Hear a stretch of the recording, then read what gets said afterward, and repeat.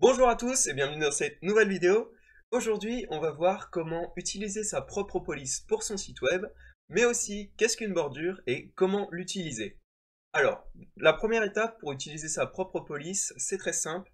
Il vous suffit d'en télécharger une. Je vous en propose une dans la description. Tout ce que vous avez à faire, c'est télécharger le fichier, le dézipper et mettre le dossier à côté de votre index.html. Alors, la seconde étape, c'est très simple, il faut définir un nom à votre police dans votre CSS. Et pour cela, on utilise de la même manière qu'on appelle un H1, un P, etc. On utilise @fontface. Ensuite, on doit définir le nom de la police. Alors pour cela, c'est très simple, c'est la propriété fontFamily. Et là, entre côtes, vous mettez ce que vous voulez. Moi, je vais l'appeler tout simplement robot. Et la seconde chose à faire dans le @fontface, c'est de définir le lien vers votre police. Alors, comme si vous avez fait comme moi, normalement la commande sera exactement la même.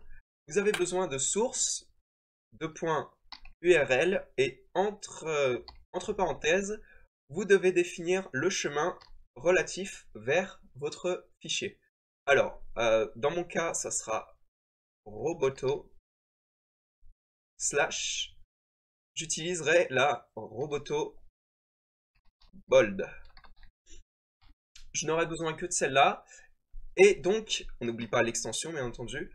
Et donc, à chaque fois que j'aurai envie de mettre cette police dans mon fichier CSS, c'est très simple. Alors, on va l'utiliser pour tous les titres H1.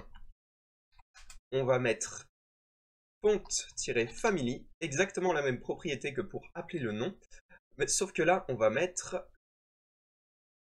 son nom également, tout simplement. Et là, vous verrez que dans le fichier HTML, donc voilà, sur le rendu sur votre page web, la police a changé et c'est celle que j'avais définie en tant que robot. Et voilà, c'est très très simple. Vous pouvez bien entendu en déclarer plusieurs si vous le souhaitez. Tout ce que vous avez à faire, c'est faire exactement la même commande une seconde fois. Vous changez le nom, par exemple robot 2, et vous changez également le chemin, étant donné que vous n'allez pas utiliser exactement la même police. J'utiliserai robotofin tout simplement, et je vais le définir pour tous les P. Tous les P, du coup, tout ce que j'ai à faire, c'est faire fontFamily et taper le nom de la police, robot 2. Voilà. Et normalement, voilà, tous mes P seront passés dans cette police. Alors moi je vais l'enlever étant donné qu'elle n'est pas très très lisible, celle-ci, et que ça ne sera pas utile à la suite de la vidéo. Je voulais juste vous montrer comment en déclarer plusieurs. Alors, la prochaine étape, étant donné que maintenant on a défini quelle police utiliser, je veux dire, on va voir comment en définir plusieurs dans le cas où une police ne serait pas chargée, ou si une police n'est pas reconnue par le navigateur. Ce que vous avez à faire, c'est après le fontFamily, lorsque dans votre balise H1, vous avez juste à rajouter un autre nom, par exemple Arial, qui est un nom de police générique que la quasi-totalité des navigateurs connaissent. Donc, en fait, si votre navigateur ne reconnaît pas la police robotobold pour une quelconque raison, par exemple, on s'est trompé dans le nom, et bien tout simplement, il passera le titre en Arial. Voilà, tout simplement. Je vais remettre l'ancienne police. C'est assez intéressant d'en mettre plusieurs, par exemple Arial, Trébuchet MS. Attention, si votre police contient plusieurs mots, comme Trébuchet MS, il faut le mettre entre côtes de la même manière que quand vous appelez votre propre police. Et voilà, très simplement. Voilà, tout simplement, tout ce qu'on avait à dire sur la police. Maintenant, on va passer aux bordures, comment faire. Alors, la première étape pour faire une bordure, c'est tout simple. Vous avez besoin d'utiliser la propriété border, pardon, juste border. Ça sera suffisant, merci. Ensuite, vous devez définir le type de bordure que vous souhaitez. Alors il en existe plein de types. La plus commune c'est solide, qui permet de faire une bordure continue. Il y en a d'autres, je vous les mettrai en commentaire juste après, une fois qu'on aura fini de définir la balise, celle-ci, la bordure, je veux dire. Vous avez juste à définir ensuite une taille en pixels de la bordure. Et là, normalement, le H1 aura une bordure noire continue de 3 pixels. Voilà. Ensuite, vous pouvez également définir une couleur à celle-ci. C'est tout simple, il suffit de rajouter un troisième paramètre à border, par exemple orange. Voilà. Ça marche de la même façon que la propriété color, c'est-à-dire que vous pouvez mettre des couleurs RGB, RGBA ou des noms comme je l'ai fait. Excusez-moi, des couleurs hexadécimales également.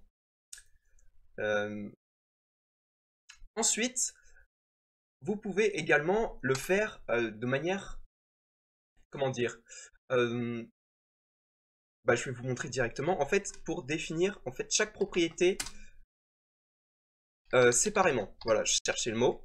Tout simplement, pour définir le style de bordure, donc solide la première fois qu'on l'a utilisé, il suffit de taper border style et d'utiliser un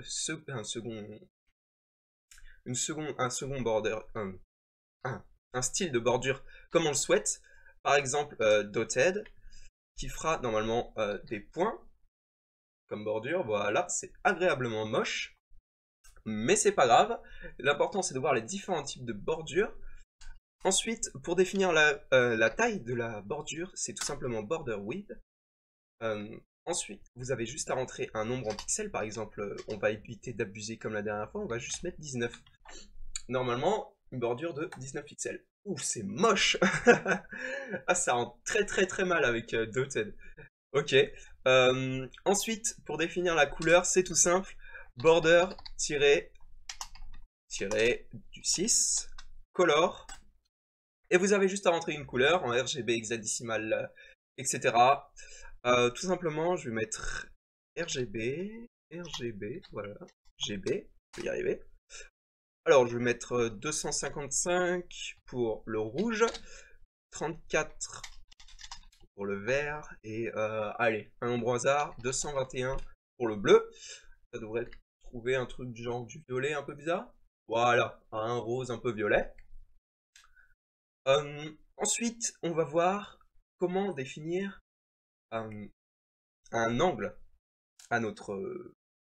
Ah non, avant ça, excusez-moi, je devais vous montrer quels sont les différents styles de bordure que l'on peut avoir. Alors, les différents styles, je vais tout simplement vous les noter en commentaire. Je les ai juste ici. Alors, comment faire un commentaire rapide en CSS? C'est tout simple, je vous l'ai marqué en haut du fichier. C'est CTRL/, et voilà, vous avez votre commentaire. Je vais virer celui-ci. Alors voilà, vous voyez, entre chaque petit pipe, comme ça, vous avez une sorte de bordure que vous pouvez utiliser. Alors on a déjà utilisé solid et dotted. Vous pouvez essayer les autres. Alors je vous conseille de vous limiter quand même à solid et dashed, c'est les moins pires de toutes. Clairement parce que dotted c'est vraiment super moche. Bon, ensuite, on va voir les différentes valeurs que peut prendre border width. Alors, elle peut prendre une valeur en pixels, mais également d'autres valeurs, comme celles que je vais vous annoter également en commentaire, histoire de les garder tous sur la même ligne. On va faire un petit retour à la ligne. Alors, voyez, je vous ai marqué en majuscule. C'est pas quelque chose que vous pouvez rentrer comme dashed, solid, etc. C'est tout simplement vous le remplacer par une taille en pixels. C'est pour ça que j'ai écrit taille en pixels en majuscule. C'est quelque chose que vous remplacez par une taille en pixels, tout simplement. Ensuite, border color, tout simplement, c'est les mêmes propriétés qu'on a vues pour la propriété color, pardon. Et enfin, je vais vous les noter quand même. Du coup, border color, color, histoire que vous ayez une bonne vision d'ensemble. Vous pouvez rentrer du coup une couleur comme orange. Ça va. On va plutôt écrire comme ça, color. Ok. On peut également avoir... J'ai trouvé le pipe. Il est où? Merde, il s'est barré où? Il est là. Ensuite, vous pouvez avoir RGB, B, RGBA, ou encore quelque chose en hexa, donc on a peut-être hexa. Et voilà. Alors ensuite, on en a fini pour comment définir une bordure tout simplement. On va ensuite voir comment définir un angle à nos bordures. Alors pour cela c'est très simple, c'est border radius. Et là vous pouvez rentrer une valeur en pixels, 45 pixels par exemple, c'est peut-être un petit peu abusé 45. Non voilà, ça me crée un assez bel angle, c'est pas si moche que ça va. Ensuite, vous pouvez également faire quelque chose d'assez intéressant pour les bordures, ou même le texte, c'est définir une largeur en pixels et une hauteur également. Alors par exemple, on va mettre une largeur de... Allez, sur le P, on va le mettre sur le P, ça sera plus pratique. Donc là, ça va affecter la totalité des paragraphes normalement. Sauf que je vais vous montrer comment n'affecter qu'un seul paragraphe juste après. Déjà, je vous montre comment définir une largeur déjà, width, de la même manière que border width. Donc ça définira la largeur de du texte. Donc par exemple, si on met, allez, 250 pixels, vous verrez que voilà, les deux paragraphes ont maintenant une taille de 250 pixels, une largeur, pardon. Ensuite, on va voir comment définir une hauteur. Par exemple, si on définit seulement une hauteur de 100 pixels. Hop. Ok. Ça fait que normalement 100 pixels, ça s'arrête à cette ligne-là. Donc ça a fait dépasser le texte du... On va voir tout simplement avec une bordure, ça va être beaucoup plus simple. Border. Border, tout simplement. Donc on va mettre solide. Et histoire de bien voir. Et voilà ce que ça a fait. Ça a créé quand même une bordure d'une certaine taille, simplement que le texte a dépassé. Alors c'est pas très grave, on verra comment régler ça dans une prochaine vidéo. On va voir maintenant. On va redéfinir une taille normale. Hein. On va mettre allez 200, c'est bien. Voilà, vous avez un bel aperçu comment ça crée une taille. Et on va voir maintenant comment n'affecter qu'un seul des deux paragraphes. Alors comme vous le voyez sur mon HTML qui est juste ici, j'ai créé un paragraphe dans le header et j'ai créé un paragraphe dans la section. Alors comment les différencier? C'est très simple. On va par exemple affecter uniquement le header. Il vous suffit de rajouter header espace P au lieu d'appeler simplement la P.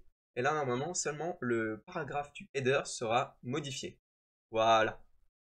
Le second paragraphe n'est pas modifié. C'est magnifique. Vous pouvez faire ça pour absolument tout. Par exemple, là j'ai un H1 dans ma section.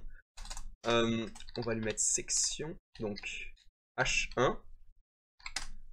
Et pour l'affecter, du coup, on va juste lui mettre une couleur, histoire de le mettre en évidence. On va le mettre, allez, en rouge. Voilà, ce sera la seule couleur qu'on utilisera. Et voilà. Petit H1 dans la section.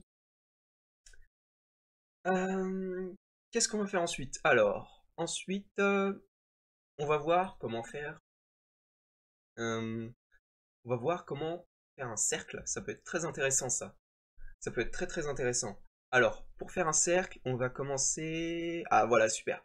J'ai créé un div dans mon HTML, un div vide, qui se trouve dans ma section.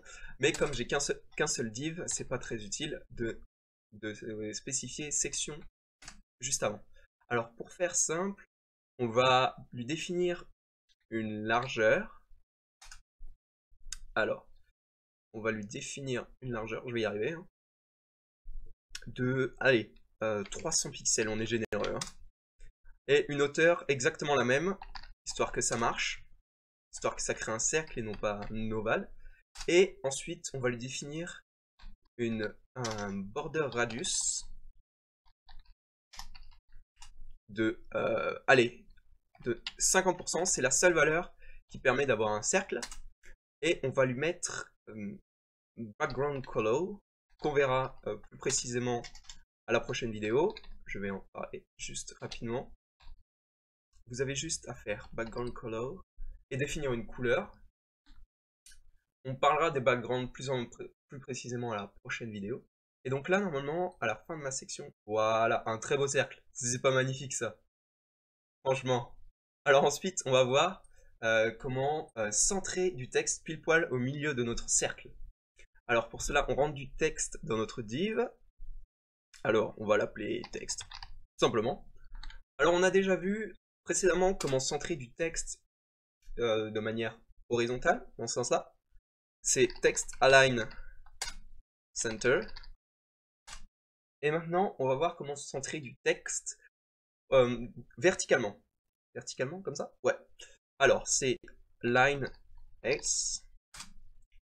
Et on va mettre, du coup, ça doit être exactement la même valeur que la hauteur que vous avez définie pour votre cercle. Donc, dans mon cas, 300 pixels. Et donc là, normalement, on devrait avoir du texte centré. Et voilà. Le petit texte centré au sein de mon cercle. Alors, qu'est-ce que ça fait précisément line S? En fait, ça définit la hauteur entre deux lignes d'un paragraphe. Je vais vous montrer ce que ça fait sur un paragraphe, justement. On va éviter de laisser 300 quand même, on va mettre juste, allez, 15. 15, ça me paraît pas mal. 15, ok. Donc ça définit la hauteur entre le haut, je peux pas vraiment le montrer avec mon doigt, je suis bête. Entre le haut du S là et le haut du U. Ok? Le haut de la sélection, je veux dire. Donc le haut du B sera un meilleur exemple et le haut du S. Donc si on choisit quelque chose comme 30 pixels, vous verrez que voilà, il a été bien écarté toutes les lignes du texte. Donc c'est pas extrêmement optimisé pour centrer du texte verticalement, mais ça on verra beaucoup plus tard, étant donné que c'est très très compliqué et qu'il faut voir beaucoup de concepts juste avant. Pour l'instant on va se contenter de ça. Je vais virer juste ici, je vais virer ça, parce que ça nous est plus utile. C'était simplement pour la démonstration. Maintenant on va voir, ah oui, la taille adaptative en fonction de la taille de la fenêtre. Vous allez voir, c'est très très intéressant. Donc en fait, à la place de width, vous allez tout simplement entrer une valeur comprise entre 0 et 100. Vous pouvez tenter les négatifs, mais à votre place, je tenterai pas. Ça doit rendre quelque chose d'assez bizarre. Et en fait, vous allez rentrer la largeur que vous souhaitez. Donc par exemple, si je rentre 50 et que je rentre VW à la place de pixels, ça prendra 50% de la taille de la fenêtre. La largeur seulement pour l'instant. Voilà. Et on fait pareil pour la hauteur. Donc là, on fait 50 VH cette fois. W pour width, H pour height. Et là, normalement, ça prend 50% de la page. Alors, je sais pas si vous allez avoir le rendu en direct. Je vais juste mettre le retour histoire de voir si c'est bien. Et oui, voilà, vous voyez même sur le retour que vous pouvez modifier. Donc attendez, j'ai coupé mon cercle, merde. Ah, voilà. Et donc, vous pouvez tester bien entendu chez vous, c'est très très recommandé. Vous pouvez déformer la taille que vous voulez. Vous pouvez déformer autant que vous voulez, histoire de pouvoir bien tester toutes les capacités de cette chose incroyable. Et donc là, normalement, le texte il devrait plus être trop centré. Ouais, voilà. Alors, on va faire un test en direct.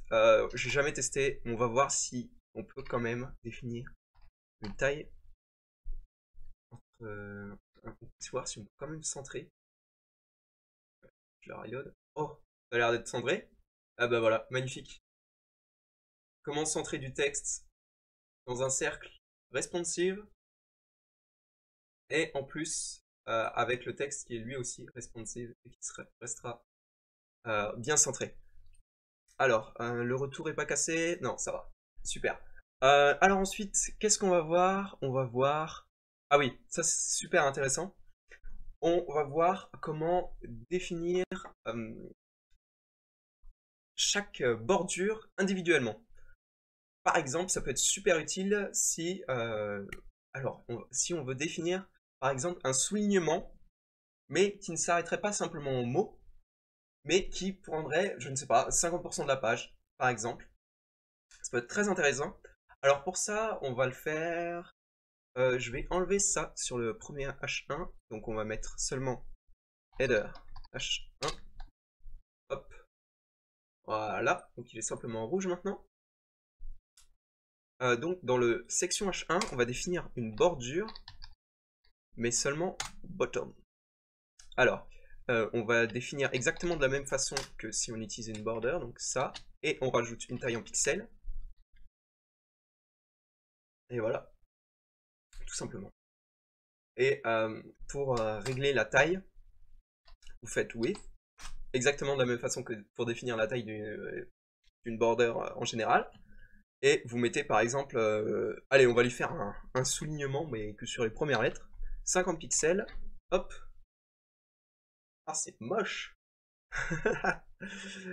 Donc, on va régler un peu ça, on va mettre quand même, allez, 160. 160 pour le beau jeu. Hop, 160.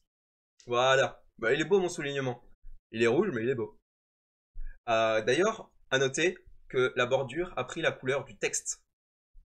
Ça peut être assez intéressant. Si on veut tout simplement réécrire changer la couleur de la bordure, en même temps que d'avoir un texte rouge, on met tout ça, on réaffecte en fait une couleur à la bordure en réécrivant border color blue. Après, attention, très important, après avoir défini la couleur du texte. Voilà. Donc maintenant, vous avez un soulignement encore plus long que ce qu'on a vu la dernière fois, avec une couleur différente. Vous pouvez aussi, de la même façon, définir une bordure sur, par exemple, que le haut, border top. C'est exactement de la même façon, solide, 4 pixels, allez, soyons généreux. Hop, voilà. Et pourquoi ça n'a pas pris la même couleur que la première? Tout simplement parce qu'il faut mettre ça, hop, juste après avoir déclaré. Oups, oups, qu'est-ce que j'ai fait?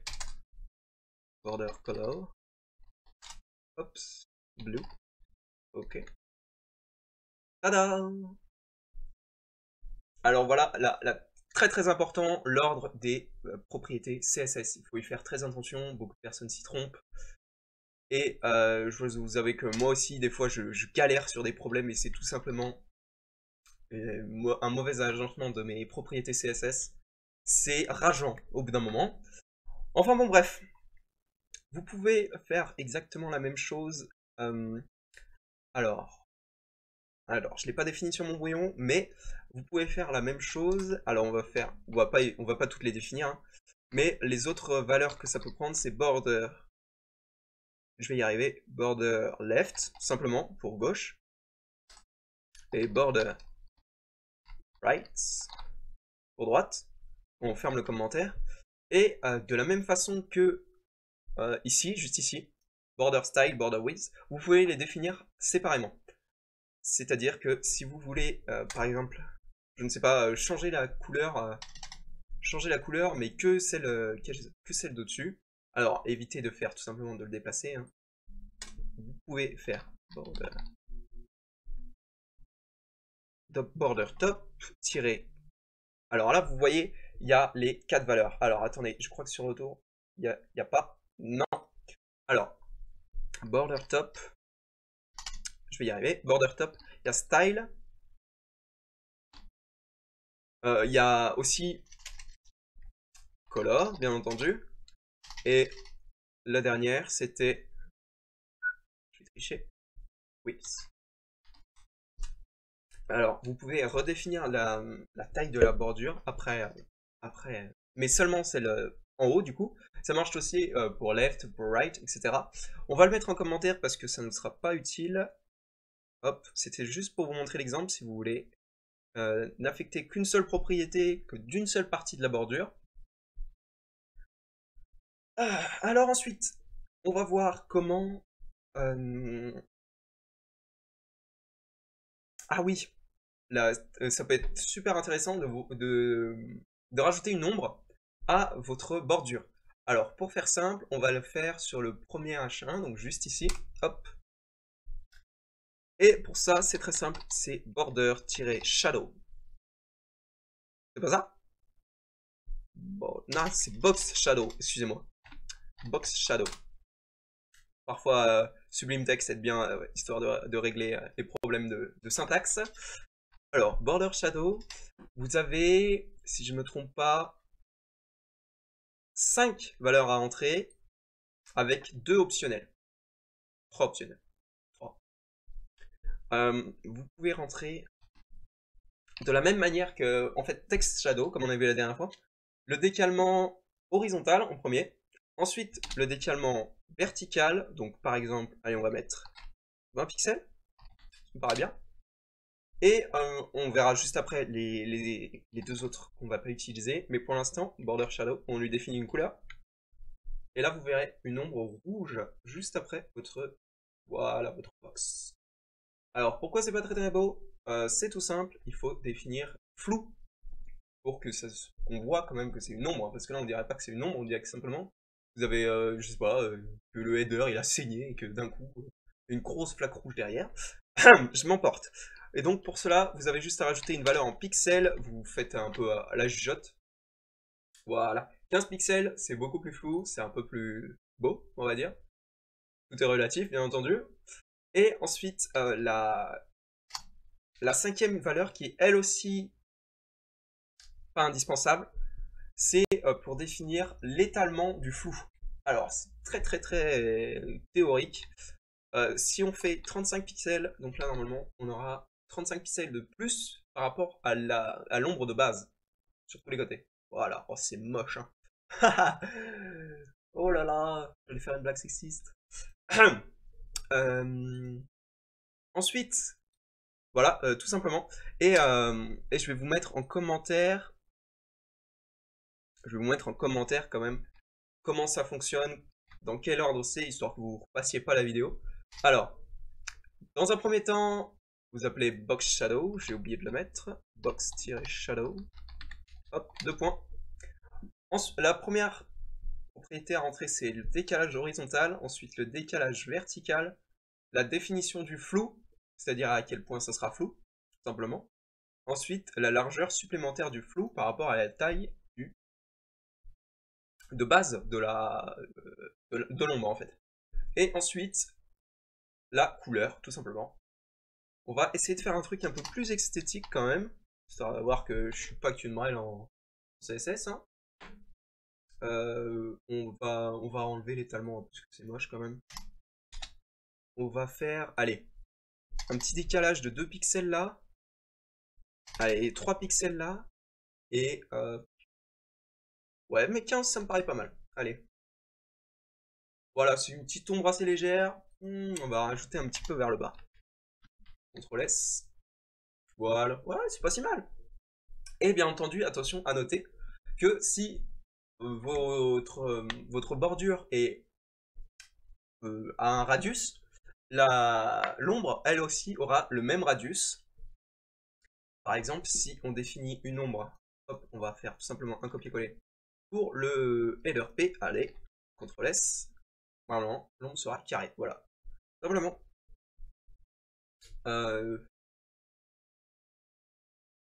Qu'est-ce que je voulais vous parler ensuite? Ah oui, la taille min et la taille max.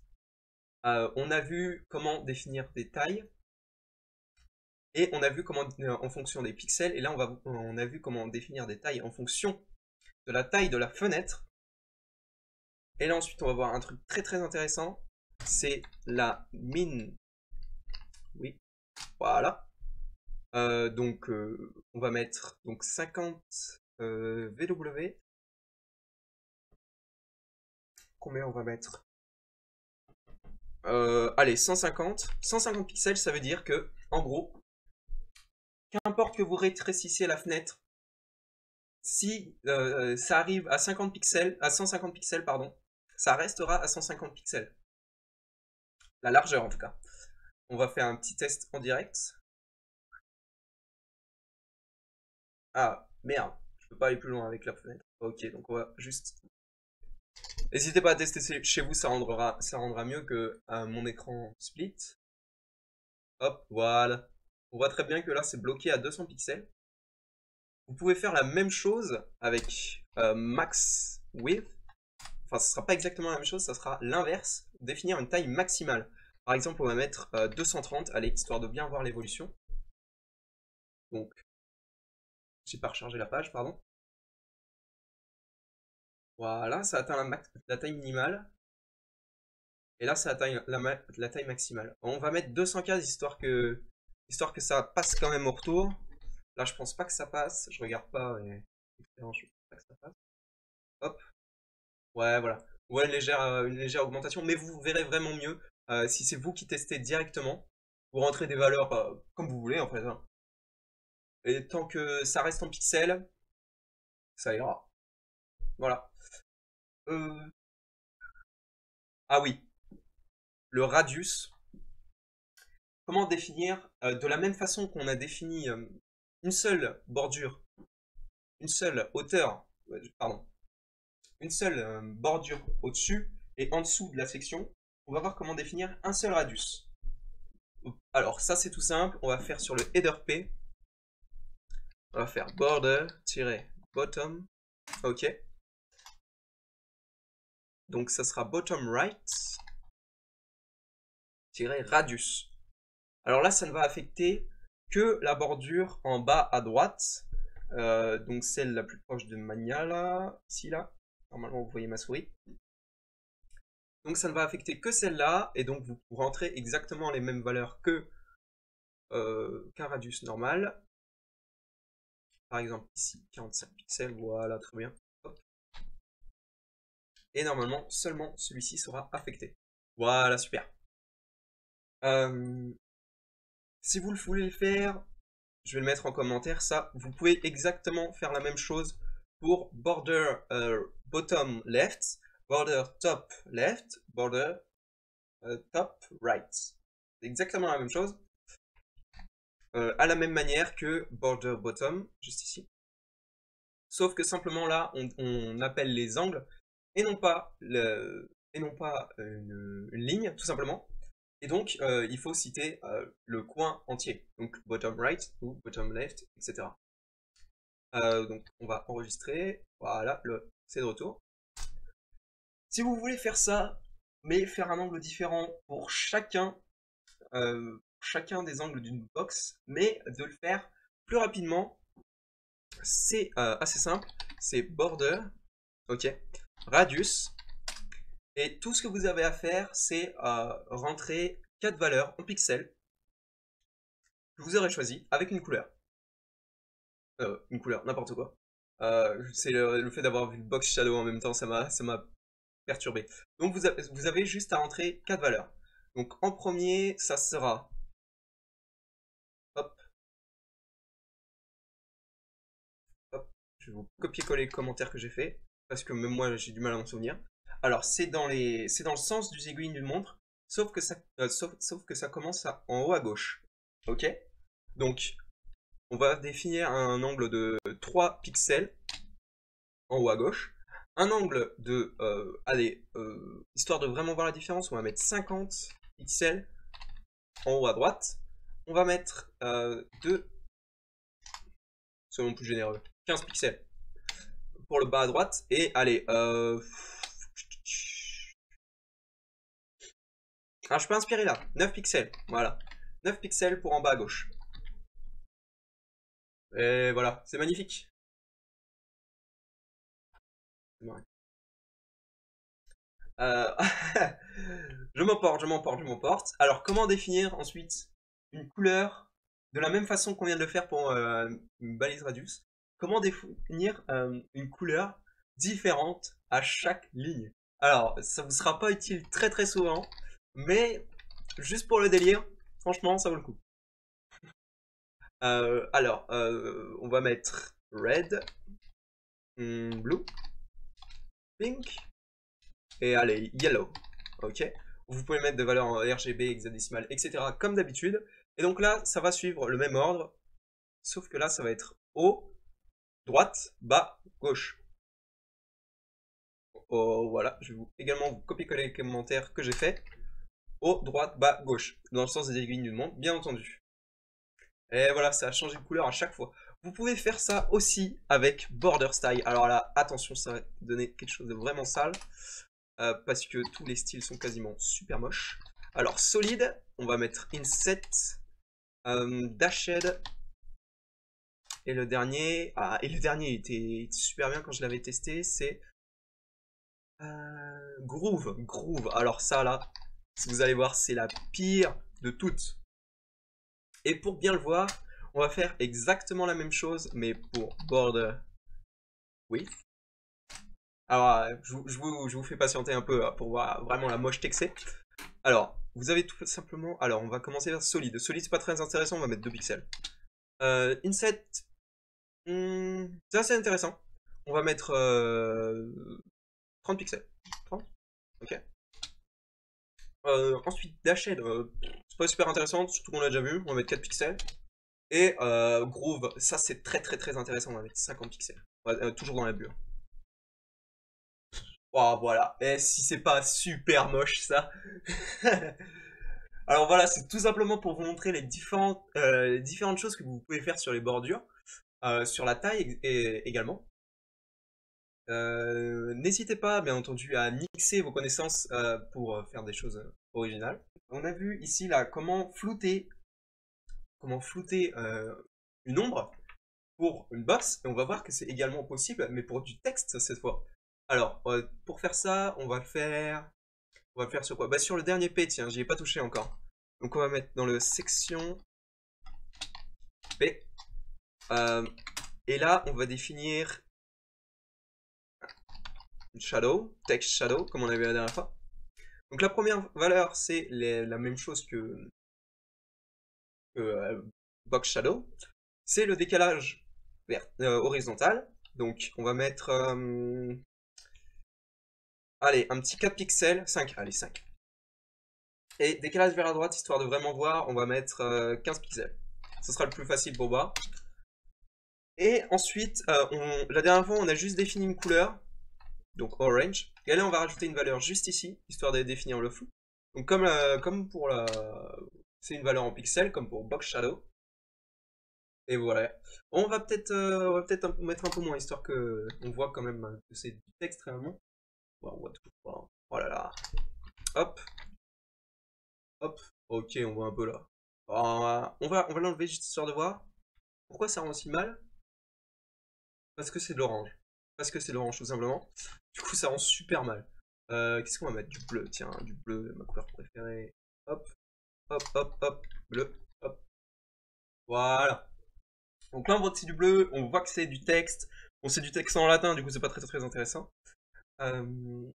Et on voit qu'on peut le flouter également. Attention par contre, il n'existe pas... vous ne pouvez pas étaler le texte comme on l'a... étaler, pardon. Le flou, j'y arrive. Le flou, comme on l'a fait pour Box Shadow, donc on l'avait fait ici en 4e paramètre, on avait mis quelque chose comme ça. Hop, donc là normalement, voilà, ça s'est agrandi. On ne peut pas le faire pour le shadow texte. C'est tout simplement. C'est triste, mais c'est comme ça. Vous ne pourrez pas avoir du texte étalé sur, je sais pas, une shadow de texte étalé sur toute la page. Ce serait très très moche. Mais vous ne pouvez pas, tout simplement. C'est comme ça. Après avoir défini la font face, si vous voulez, par exemple, que la totalité de votre page web soit affectée parce que vous allez rentrer là, c'est tout simple, c'est étoile. Vous en servez exactement de la même manière qu'un H1, un H2, etc., comme vous appelez. Sauf que là, vous pouvez par exemple mettre font family, robot.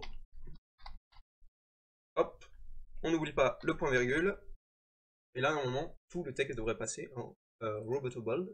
Voilà. Même la shadow. Et vous pouvez faire ça avec absolument toutes les propriétés que vous voulez. Euh, Par exemple, ça marche avec les couleurs. Couleur blue. Donc là, normalement, ceux qui sont par défaut, donc ça veut dire. Pardon. Ceux qui n'ont pas une couleur définie, donc tout sauf la section. Je crois que c'est la seule couleur que j'ai définie. Ouais. Vont être bleu. Voilà, sauf la section. Et c'est tout simple, c'est l'ordre des propriétés CSS comme on l'a vu précédemment. Donc là, comme on a défini la couleur bleue en premier, et qu'ensuite on a défini la couleur red pour la section, et bien tout simplement, la section est restée rouge. On voit que... Ah dommage, je vous ai pas fait exemple de bordure sans couleur. On va virer celle-là. Hop. Donc pour le H1 ici. Donc là normalement elle devrait être bleue aussi. Et voilà. Parce que la bordure prend la couleur du texte par défaut. Donc vous pouvez faire ça aussi avec, je sais pas, par exemple font size. Non, non, pas font size, ça peut pas être intéressant. Font style. On va tout mettre en italique. Pas de tiret. Donc font style et on va mettre italique. Voilà, ça peut être très intéressant si vous voulez définir une police, c'est surtout utilisé pour ça. Et voilà, tout est passé en... Merci à tous d'avoir suivi cette vidéo. N'oubliez pas de partager et de vous abonner si ça vous a plu. Je propose de nouvelles vidéos 3 fois par semaine. J'essaye de tenir le rythme le plus que je peux. Pour ceux qui ne me connaissent pas, je suis à l'IUT informatique d'Anne-Sylvieux. Je suis des cours d'informatique et je code en HTML, CSS depuis maintenant quasiment 1 an. J'ai découvert la programmation il y a 4-5 ans à peu près. Et j'essaye de vous apprendre tout ce que je connais à travers mes vidéos. N'hésitez pas également à liker ma page Facebook. Je partage les TPTD qu'on fait en cours. Je vous partage les corrections également. Ça peut être très intéressant si vous voulez apprendre tout simplement en dehors de mes vidéos. Et également, je vous tiens au courant de mes actualités sur Facebook et sur Snapchat. Donc n'hésitez pas à aller voir. Merci à tous et bonne fin de journée.